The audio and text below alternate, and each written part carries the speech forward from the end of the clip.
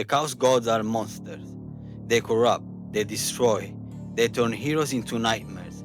Khorne drowns world in blood. Nurgle spread plagues that kill billions. Tzeetch schemes the reality itself into madness.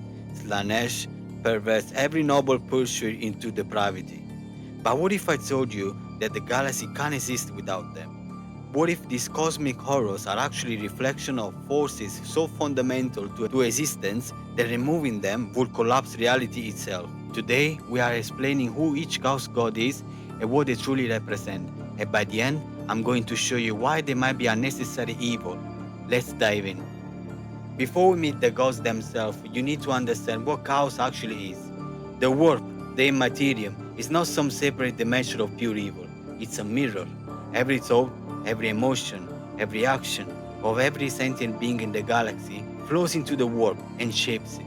The chaos gods didn't create themselves, we created them. Oh well, the new lord did say that basically the warp has always been there, but anyway, basically everything we do, we think of doing, flows into the warp, shaping reality inside the warp. Khorne is the chaos god of war, murder, rage and bloodshed. He sits on a throne of skulls in a realm where blood flows like rivers and screams of dying never end. His followers are berserkers who live only to kill, warriors who abandon all restraint and pursue the endless slaughter. The World Eaters, for example, are his chosen, space marine with the Primarch Engron, who is now a demon prince of Khorne, a being of pure violence. But here's what most people miss. Khorne doesn't just represent mindless violence. At his core, Khorne embodies martial honor, courage, strength, and the warrior's code. Every act of bravery in the battles feeds Khorne. Every soldier who stands their ground against impossible odds, that's Khorne domain. The concept of testing yourself in combat, of proving your strength, of facing death with courage, these are Khornate principles. So Khorne actually has rules. He despises cowardice, treachery, and weakness. He demands honorable combat. Khorne will never stab you in the back. He's more of like, me and you in the battle, we're gonna beat each other to the end, and that's it. Matter of fact, he also despises any source of sorcery, as he thinks of them of a tool of cowardice, pretty much. He wants physical strength, martial skill, blood spilled by blade and bolter. This actually makes him the least warp corrupted of the Chaos Gods in some ways. And remember, the Khorne doesn't care where the blood flows, as long as it flows, and as long as it's fair. Next one we have Tzeetch, the Chaos God of change, ambition, sorcery, scheming, and also hope. His realm is the impossible fortress, a maze that constantly shifts and changes, where reality itself is negotiable. His followers are sorcerers, manipulators, and ambitious souls who believe they can outsmart chaos itself.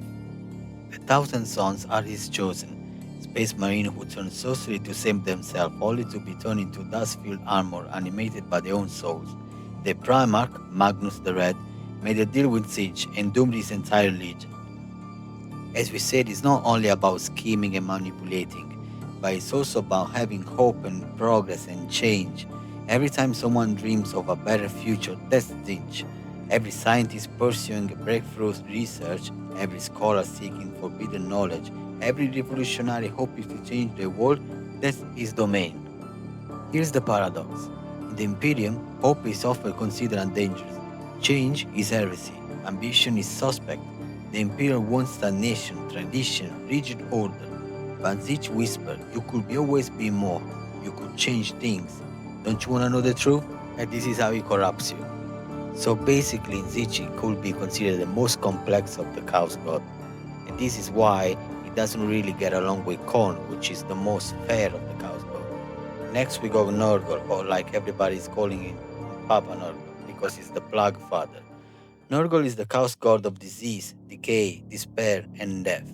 His realm is a rotting garden where plagues are cultivated like flowers, where everything is in a state of beautiful and putrid decay. His followers are walking corpses, and between them we can find the Death Guard, space marine who embraced Nurgle gift during the Horus heresy. Their Primarch Mortarion became a demon prince of Nurgle, and now they're spreading disease across the galaxy wherever they march. The other side of Nurgle is that it isn't just about disease. It represents the cycle of life and death, acceptance of mortality, endurance and resilience. Think about it. Everything dies, everything decays. There's no evil, there's just nature. What I'm trying to say is that death makes room for new lives. Decay returns nutrients to the soil, and without endings, there are no beginnings. So this is why Nurgle is called the Grandfather or the Plague Father, because he's loving. His followers don't suffer, they accept their condition. They found peace in decay. Nurgle whispers you, stop fighting, accept it. I love you just the way you are. And finally we have the youngest and perhaps the most tragic god, Slaanesh, which is the chaos god of excess, pleasure, pain, obsession, and perfection. Their realm is a palace of impossible beauty and horror, where every sensation is amplified to the extreme.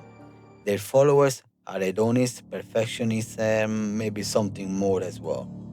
From their chosen, we found Emperor children, space marine who saw perfection in all things, only to become obsessed with sensation itself. Their primarch, Fulgrim, was corrupted by a demon's word and became the demon prince of Slaanesh. Slaanesh is the most misunderstood chaos god because people focus on the excess and miss the foundation. Because he also represents passion, art, love, and the drive for perfection. Every artist who trying to create something beautiful, every musician who trying to put their soul in the performance, every craftsman obsessing over details. These are all Slaanesh experiences. So if you think about it, the desire for perfection isn't evil. It's just what it means to be human. So here's the tragedy. Slaanesh was born from the Eldari pursuit for art and culture. The ancient Eldari created the most beautiful civilization in the galactic history, and their passion literally birthed a chaos god that consumed the entire species. Beauty and horror are two sides of the same coin. They are the youngest chaos god born only about 10,000 years ago during the fall of the Eldari, yet they're already one of the most powerful. Why? Because in the grim darkness of the 40K, the desire to feel anything, to experience something beyond suffering, is overwhelming. So we met the four gods, and now comes the uncomfortable question. What if the chaos gods are necessary? Not necessary in a moral sense, they're still horrific, but necessary in an existential sense. What if they represent forces so fundamental for the whole lives in the galaxy? Let me explain. The warp is a reflection of consciousness itself. It's shaped by thought and emotions. The chaos gods aren't external invaders. They arose because of these aspects of existence. Think about it this way. Khorne represents survival and conflict. Nurgle represents acceptance and cycles. Tzeetch represents progress and adaptation. And Slaanesh represents passion and meaning. You can't just remove all of these forces without removing sentience itself. Imagine trying to create a species without any capacity of violence. They'd be wiped out immediately. A species without any acceptance of death, they would go insane. A species without curiosity or ambition, they would never advance. And a species without passion or desire, they would never have motivation to do anything. So that's the truth about the chaos god. They're not just external demons. They are us, reflected back in the world and amplified to the cosmic horror. That's what makes them truly terrifying. We can't just destroy them without destroying the fundamental aspects of the sentient existence itself. What do you think? Are the chaos gods truly necessary? Or there is a way to preserve these essential forces without creating monsters? Let me know in the comments, and if you want more deep dives into Warhammer lore, subscribe and hit the notification bell. Thanks for watching, and I'll see you in the next one.